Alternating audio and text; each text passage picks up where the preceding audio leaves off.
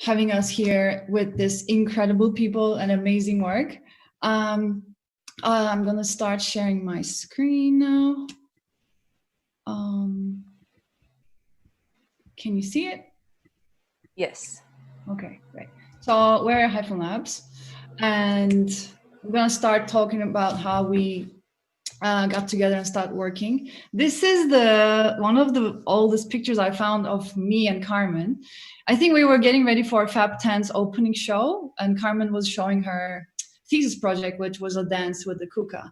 And like the people on this panel, we met in Barcelona. And before that, I was an architect, Carmen was a civil engineer, and we were working in very technical places, but we saw the misinterpretation between our screens and the real world. And we saw that the construction and design in the future is not going to be happening as we were building at that moment. So this is how I end up in Barcelona and IAC, and I'm sure Carmen also has a pretty similar story. And then that's where we were exposed to a lot of different tools and how we can make our imaginations happen with like very hands-on experiences. And after that, after we graduated, we started working in a company right around the corner from IAC, where we were building branded content, interactive furniture for advertisement companies. And we said, like, okay, like we can do this. Why can't we do this? Let's start something together. So we founded FABlabs, where we wanted to make something for ourselves where we can continue to research and engage with complex ideas and the things that we care about through making, creating, and telling stories with objects and in spaces, and also dealing with emergent technologies, not necessarily trying to learn them, but also thinking about who is creating them, who is it for, who is the people that are using it, who has access to these things, and who gets to decide what technologies we're using. And our work is a bit different than the previous projects, I think, previous projects that were presented. And I just want to go to the next slide where Carmen's going to talk about how our methodology is. Yeah. Great. Thanks, Ece. And it's so great to see all of you. We did have the opportunity to actually be together in physical space a few years ago, but it has been a while since we've seen each other. And it's just really interesting to see how all of you evolve, as well as where your paths end up taking, where we all are now, and where we were in the past before we got to IAC, before we learned about the ideas of fabrication, about what a laboratory is, and how far we've come. So, and you guys are doing really amazing work. And I think what's unique and different about what you do in comparison to us is how you've continued to foster community and use education to create a generation of thinkers and makers.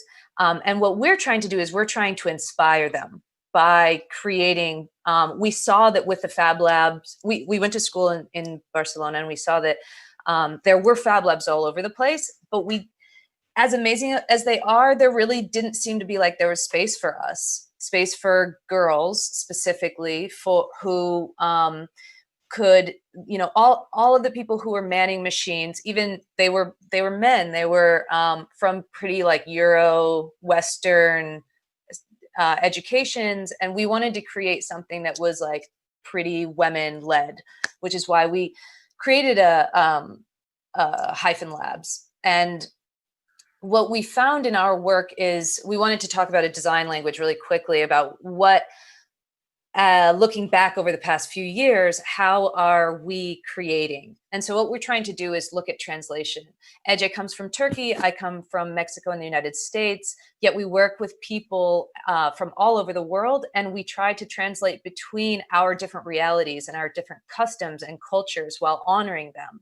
And by doing that, and by collaborating cross disciplines, experimenting through different mediums, yet maintaining our own authentic aesthetic. And we find that that's quite empowering, because it allows us to look at design from a critical and radical and plural perspective. We can use speculation to create objects or digital experiences, and always kind of root ourselves in humor and in observation and in the absurdity of the situation that we're in right now. So we'll talk really quickly about a project we developed in 2016. We'll be going through some of our projects, and this one is called Neurospeculative Afrofeminism. It's also called Not Safe as Fuck. It's about the lack of representation of Black women specifically in the world, in every single industry, from beauty to technology to care. We created a roster of products that represented how a sunscreen has heavy height and zinc content, which actually changes the complexion of darker skin, which in itself can be oppressive. And although there are alternatives and transparent sunscreens, they're ridiculously expensive. So there's always barriers of access. And why is it that people who aren't designing or at the table in design are having to modify objects in order to fit their own bodies? We created a set of earrings that recorded police brutality, because we can see that our phone can become a weapon. It can trigger people into a more agitated state, especially police. We created a visor that deflects microaggressions, which is also a vehicle used in our VR piece. We created a textile, which actually confuses computer vision algorithms and creates false positives by overloading the OpenCV software with many false faces, so that you don't necessarily see your own. Not absolving ourselves or making ourselves invisible, but just obfuscating our faces. And then the most speculative product was the Octavia electrodes. And these are transcranial stimulation electrodes that are used and embedded in hair braiding techniques rather than like electrode to skin contact.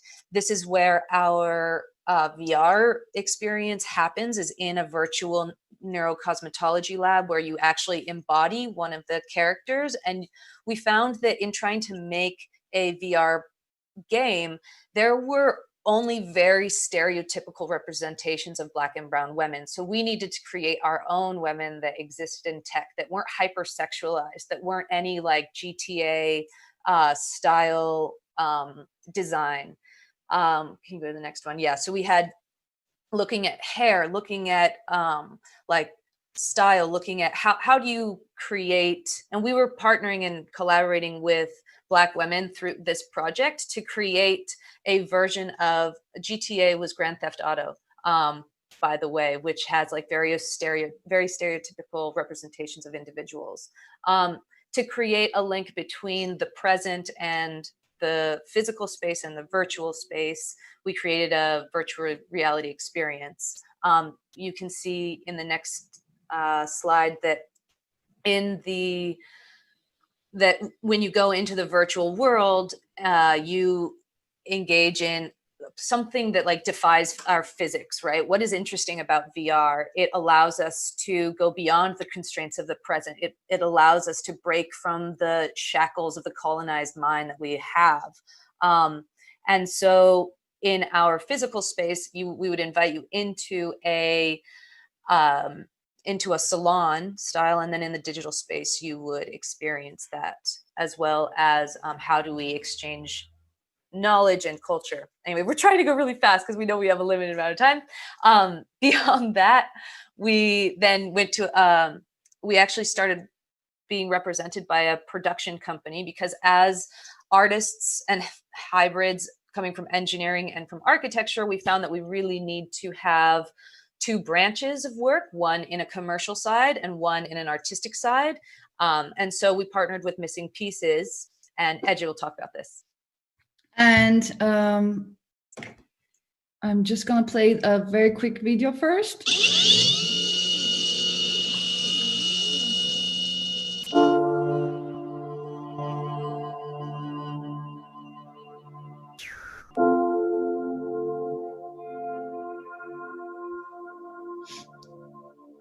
His fall was pretty bad. I've had 4 knee surgeries. I fell off the scaffold and injured my back. First thing was a medication plan for pain. It was just like, write the script, put the Band-Aid on it. I have friends, I actually gave away my last medications. We just kind of swap, or if one doctor denies you, you go to a different doctor. I went to my grandmother's house, I was taking her pills. It was good when I was taking it. It's just mentally and physically exhausting trying to pretend that something is not wrong when there is. Okay, so there's something that I would like to show you. So as Carmen was saying, we are now represented by a company in New York and in LA, but we're very lucky because they pair us with projects that we deeply care about, like raising awareness and talking about issues that talking about current issues. So this was a project about opioid crisis in the US.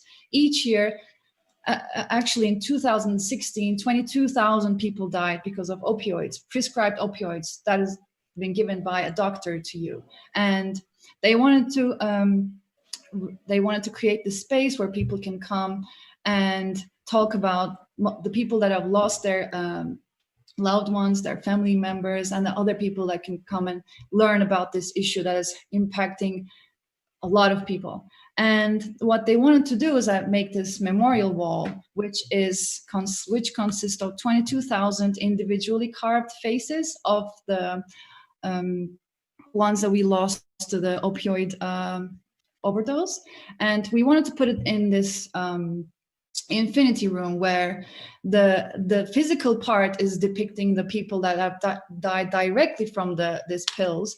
But the reality is like there are so many people who then die because they are on harder drugs, or their communities or their families are impacted. So there's no end to this problem. And what we used here was we individually CNC'd all of these faces. And we also wanted to talk about the industry part of this whole problem, because these medicines are being made somewhere. No, they're being made to be sold somewhere. And there was a CNC machine on site which was carving a face every 24 minutes that is depicting the frequency that somebody dies directly from this problem. And later on, we collaborated with Rodrigo, a friend from ours from IAC, to make this part happen. And then what we did was, this was a traveling installation, but we also wanted to make it accessible online. So we created this like virtual place where people can go and learn about stories of many people that have died throughout the US, and they could also go and contribute their stories on there. And somehow it ended up in White House garden. And we'll skip her really quickly and keep going, because we don't want to pick platform. Yeah. And then we, after that, we came to London and we started our residency in Somerset House, and Carmen's going to go from here. Really, really quickly. So we started working with the Tate in 2019, doing a project around power and trying to interrogate what are the power structures. And since we work with technology, we tried to look at what are inside our cell phones. The reason why we feel so powerless is because we don't know how the algorithm, how we're interacting with algorithms. So we worked with a artist, Caroline Cinders, and we created, responding to the question of how did we get here? We took over this space and we tried to get people to look at their physical spaces, a town hall, which is a very public space, a park, which is a semi-public space, a living room, which is a semi-private space, and the loo, which is very private, and then also match your technology. So where does Twitter exist? Where does Facebook exist? What does messaging look like? And what happens in your incognito browser? And so we created kind of a roadmap for people to come into the space where they could look at how did they actually get to the space? Did they walk? Did they use Google Maps? Did they take a plane? Did they have to have any kind of biometric or facial recognition? Did they take a car or an Uber, or did they take public transportation? How are technologies seeing us and looking at us and affecting the way that we move throughout the world? And so we took them through this roadmap while also having a huge amount of like talks and activities throughout the experience to get them to land at a stop that feature or stop that future wall. People don't understand about how facial recognition is seeing them, what emotion detection means, what kind of political and prediction mapping exists, what kind of algorithms and YouTube recommends, or why it gets to such like scary spaces. So we wanted to create a physical like wall with a group in Barcelona, Random Happiness, to get people to move around the space and understand the algorithms that they were interacting a bit more with. Also by creating larger panels, smaller panels, we were really getting people to get involved in tech. So we'll show just a couple of the examples of the, I think that's 15 minutes. We'll finish really quickly. We even carried the cross. We had the People's Guide to AI. So there was like vocabulary so people could understand and be able to talk about some of the or not be confused when we talk about what is an algorithm. We had a machine learning karaoke, and we even had a panel with Carol Caldwater and David Carroll about the Great Hack and about political prediction. We taped everybody users' thumbs so they couldn't use their phones. And we had a space for a crypto party where people could come and ask questions about technology. So we really wanted to create a space where there were artistic interventions, but also where people could ask those uncomfortable questions around what is bias in AI, how are the algorithms affecting me, and then give them also space for some self-optimization. And then I think we can, oh yeah, there were also lots of cookies. And so the last project, I guess we'll just sum up really quickly, was around capitalism, and we called it The Gospel According to Jan. And there's a book that we were inspired, which inspired an exhibition about late capitalism and how sleep is like our last domain of where we're not purchasing. There are apps that are monitoring us, but sleep is our last bastion of hope. So we decided to create a yawn detection library and capture all of London yawning so that we could potentially use that as a weapon of mass tiredness so that we could stop participating in the like hyper online existence that now we've moved more toward. So that's kind of it. This is a little compilation of how tired it seemed people were and ready to turn off and I guess answer some of the questions that we'll be trying to answer in this next part. So thank you. Super. Thank you so much, Eche and Carmen. Absolutely fantastic work and presentation. And I'm sorry again that we have to, to compress everything in such a short time. Sorry, it's almost 11 p.m. here. But we wanted to have room for a conversation. So we have been receiving a lot of comments. I think a lot of people is praising for your work, or for all of you. This is very inspiring, and I'm just replicating the many comments that we have been receiving in the YouTube channel. And probably I want to start with my. I want to start first, so I want to choose my question for all of you.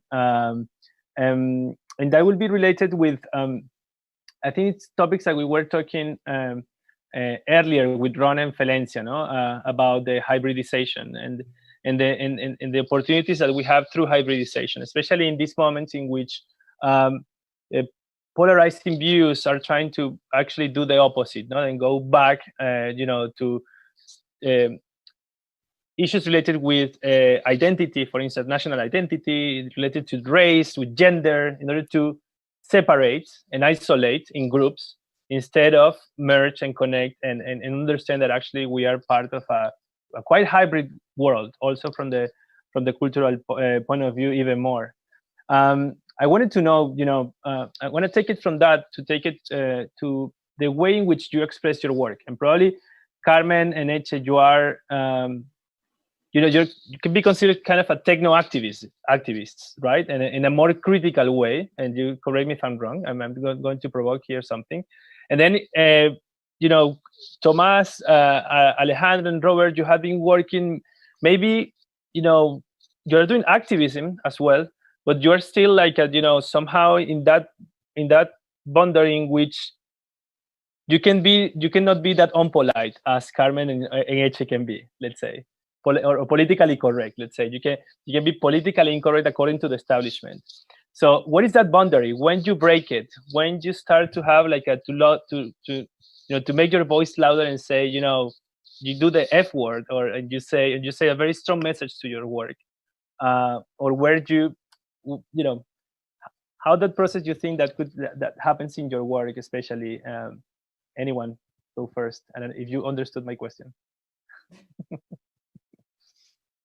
mean, when did we like stop caring about what like the people of power thought about what we had to say?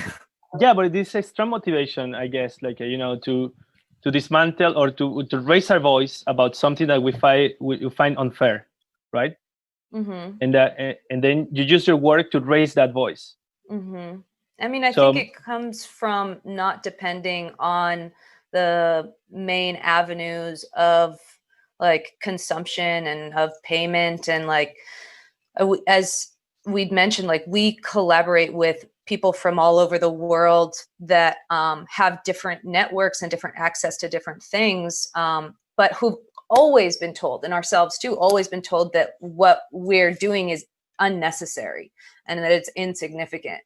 And I guess we see that there are enough people that want to talk about inequality, that want to talk about capitalism, that want to talk about wealth disparities and inaccessibility, who look like us, who don't look like us, but who we have a mutual respect for, and that we actively listen to, and that we engage. And there, I think that there are people in power who also come from that kind of perspective, and they want to support that work and see that work exists too.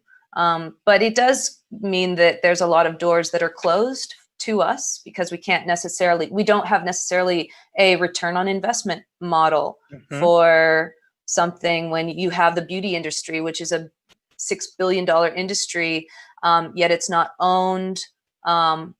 It's not owned by the consumers. And nor does the revenue go back into those communities. So we know that we have to like figure out how to do it in alternative ways, how to find funding models, how to find people who are passionate about the same things that we do, and collectively make something so that it's not just dependent on one person, on one business to say, on one investor to say yes or no, or to greenlight a project. And what happened when, I guess there will be a moment in which you have the risk of being institutionalized, and then suddenly your message can be, altered because you have certain requirements of a client. Yes. And I think that the clients who are interested in working with us are also interested in questioning their own institutions. So the Tate, for example, there were certain rules from where we were showing versus where other people were where like the main, like Kara Walker is, or the Olafur show, the main Tate versus the Tate Exchange. And we really had to push back to the main institution because they didn't necessarily want us to go into other floors, to look at other artworks, to talk about the power that other artworks that use technology hold. They wanted us to stay inside this one floor at the Tate, and we had to push back against that. And I think that because we're a community, or we're enough people that we can all show up and say something's not right, and this doesn't look right, it doesn't feel right. And it's not just myself or Eje having to go to a boardroom of people and say that, but we're actually more than more than just one. I think more than a lot of times we realize that it's not because they're against that, it's because they never thought about that. So once you're in front of them and you're talking about these things, they're like, oh, well, yeah, you're right. Maybe, I mean, yeah, it's actually totally doable. So, okay, be our guest, please do it. So it's like also opening their kind of perspective to like, there are other things that are possible that can be done in this space or in your institution or in that festival or in that virtual reality space. Let me jump to maybe another extreme, and I don't know if I'm going to make you uncomfortable, Robert, but what about like in Qatar, you know, like when just like a petrostate funding a lot of the things that are happening in the country? What happens if inside the FabLab comes out a creation or a project in which you're either criticizing or you are dismounting the oil industry? Yeah, well, actually, it's interesting because I'm in the other opposite side of the road from Eche and Carmen. You know, I'm working with stakeholders that you need to be very polite in how you actually share thoughts.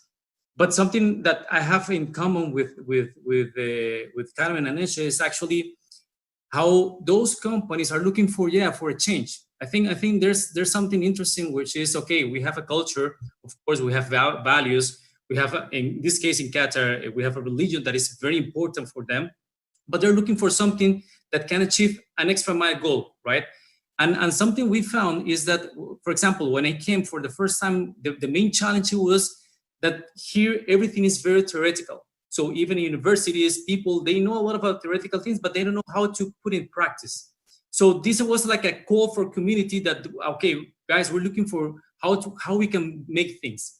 So we found, and actually working very close to different stakeholders and public and private sectors here, is that if you establish very clear methodologies, and those methodologies are actually empowered by the communities and the people who are running inside the different institutions, maybe in different spaces, this is going to have like a virus impact on the big picture.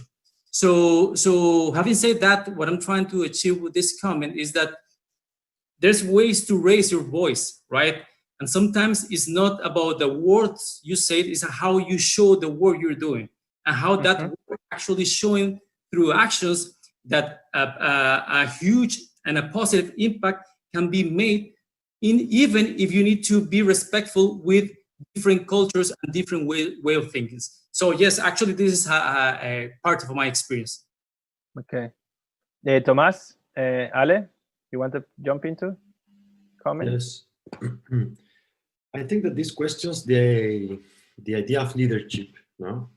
Because a normal leader will raise his voice, and also questions the idea of impact, no? And impact is like an unlikable word, you know. Oops. Thomas is frozen, right?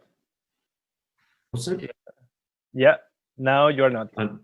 No, but okay. No, I was saying like these questions the idea of leaderships, because we have some leaders that they want to raise their voice or they want to appear everywhere, and also questions the idea of impact.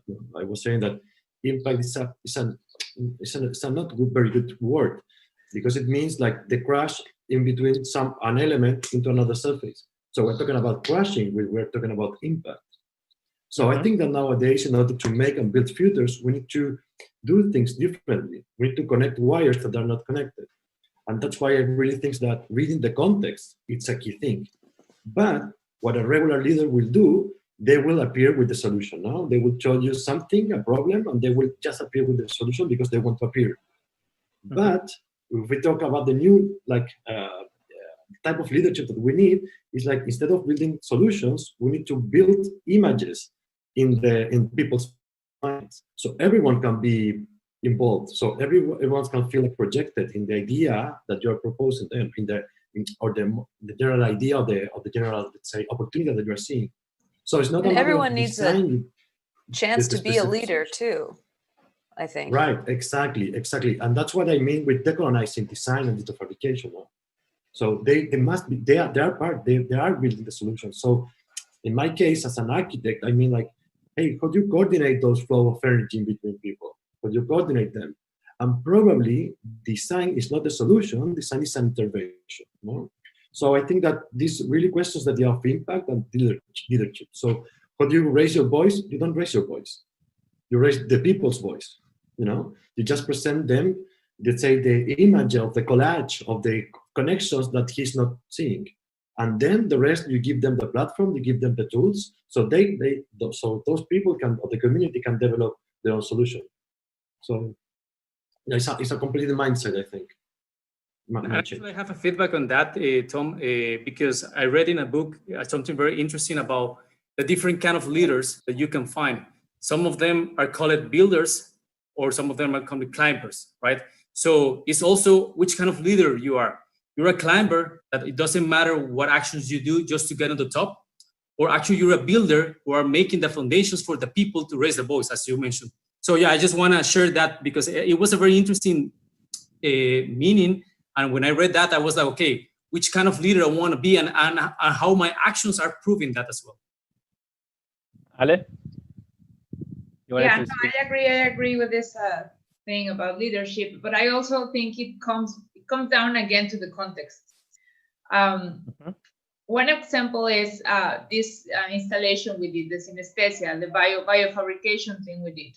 It might look very sterile, very, you know, shy maybe to be important, or to be, I don't know how to say, radical.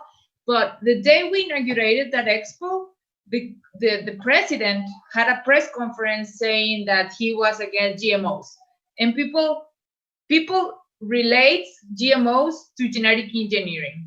They don't know anything about it. But if the president says so, then it should be true. Okay, so we are inaugurating something that shows that for a public. Now it shows E. coli that glows. And everybody at the conference press was asking about this. We didn't want to have a statement. We just wanted to, you know, drop the bomb and leave. Like, let's just start a discussion to start breaking these taboos. So it might look shy, but in our context, it meant a lot. Okay, so a lot of people start talking about it. A lot of people start making their own ideas about a subject that hadn't been talked before.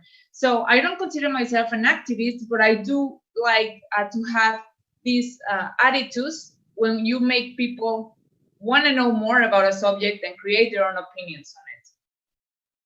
Yeah, I would say that, you know, probably like I was trying to explain that before and it was very confusing, sorry for that. But when I was referring to activists, it's like this capacity of going outside your computer, your lab, and then taking that risk of interact with the real world now. And it seems like this idea of, again, it seems like in the late, you know, the second half of the 20th century, it seems like the future was owned by the scientists that were going to create it, and they were going to give us the solutions in order to live better, right? In every single aspect of your life, from how you move, how you heal yourself. And there was some people very special working in laboratories, creating stuff that were going to make everybody's life better. And we are learning that that's not really, probably it's not viable, first of all. And the way that we are building that, it's actually making, you know, very, I would say, unfair somehow, because it increases inequality and increase the way that, you know, I think that the very basis in which, you know, all the scientific knowledge is getting into people is based on the political, economical, and social, you know, cancer that we are taking from many years in the past, right? So that what I was saying, you being activist, I think is like you are doing that of, you know, understanding that your role in the world is actually going and create narratives or create spaces, intervention. You know, you are going out there and then you're putting, you know, you're creating the spaces for learning in a way. So when you do an exhibition, you're creating a space for learning. When you set up a lab in a community in Costa Rica, you're creating a space for learning. And that's, I think, like a different approach to, you know, oh, here we are, the special people to create the future. It's more like let's figure out about what the hell is that future together. Therefore, we need spaces. Yeah. I think Ale, what you were saying about when you learned that you can teach yourself, that is a huge area in where we all have to be activists. We cannot afford, unless we come from a generational wealth and don't have to do any work and can ignore the problems of the present until it comes to your doorstep and there's people who kick you out of your house because you have too much. Like, we can't afford to not be educated, to not learn how to think critically, to learn how to teach ourselves. And we can do that by leading by example as well. So we have a very difficult time as women trying to work in a highly aesthetic art world, which really, it cares about content, but it also cares about the commodification of the art as well as the artist. But we also have the responsibility to show up for the girls who we were when we were 13, trying to figure out what we wanted to do and how we wanted to lead and how we wanted to be led, and participate. So I think that there's no longer a divide between designer and activist, or like, we're all participating in these systems which aren't helping us in our communities. So we have no choice. Okay, so we have 30 seconds each. So Carmen says we have no choice but becoming designers or designing as an act of you can say an act of activism, but it's more like a design as an act of transformation, or an act of not only protest, I would say, but also as an act of creating what doesn't exist there. I'm kind of trying to yeah. I mean, we have a responsibility to do. I mean, you mentioned better. We have a responsibility to take what exists now as mediocre and not serving everybody to another place. And that is going to be through politics. It's going to be through teaching. It's going to be through design. It's going to be through art. And we find ourselves in this space of design. So we find it our responsibility. 30 seconds, Tomas, Robert, Alejandra, 30 seconds each, maybe less, 20. Okay. Now, we need to read our environment. We need to read our context. If we don't read the weak signals of our context, like the cardboard coffee cup, if we don't pay attention to those very small things, we will never achieve a future in design. And that means that we need to unlearn, guys. We need to learn many tools, but we need to unlearn how we interact with people. We need to unlearn how we work with the community. Robert? Yeah, I think in my case, we have so many layers, we have so many hats, but when you put yourself as a citizen, you see that you're living in a community. So that's why we're actually the critical thinking and those kind of activities. For example, like the activism is not just now an action to do something. It has to be something in the process you're doing, actually. So I think at this time is a huge moment. We're changing a lot of things, how we produce and consume everything. But yeah, having this idea of we're citizens, we're living together and have an impact on all of us. So I think that is going to help us to be more resilient in a way. Ale, over time, but then Eche, even if we go over time, everybody needs to speak. I'm just going to go back to what Carmen said. You're leading with example, right? So if I could do it, you can do it. And I think that's very powerful. Now, if I'm a woman, I didn't know anything about this, and I'm doing it now. So, and everybody can do it. And to share that, you just go ahead and make it happen. And I think also, even if we don't think that there's going to be a success in the end, like an ultimate success, we as designers, architects, people that are putting outside physical things or building environments, we need to take a stand against the erasure of all of the cultures, the species, the biodiversity, and all of those things. And we have to be pioneering these things with the tools and the knowledge and the experience that we have. Guys, thank you so much. Guys and girls and people and humans and whatever you are, be safe. Thank you so much for joining. Super inspiring. I learned a lot. Thank you for having us. Thanks. Thank you. Thank you for the opportunity, Tom. Thank you, guys. And I'm sure, and I just check the comments in the Facebook channel. There is a lot of love for you. Thank you, everyone. And sorry, team, for going over time. That's it from us. See you. Okay. Ciao. Thank you, Thomas. Thank you, everyone. Great. Bye. Thank you so Enjoy much. Bali. Yeah, we are not live anymore. I think that there was this conversation needed a lot more time, and I hope that you can go on the YouTube and you can continue with the questions, and many excited people that really admired your work. And this is kind of the end of our daily symposiums. So we are going now to follow into the announcements, and we are going to see what is going to happen today and tomorrow so that you can get prepared. So for today, we have Do you need us on? Sorry, I have to the go. challenges. And we have our social distancing challenge, where you can see already some ideas. So it's the last day. Get prepared. You have until Thursday night to post all your ideas on the chat of the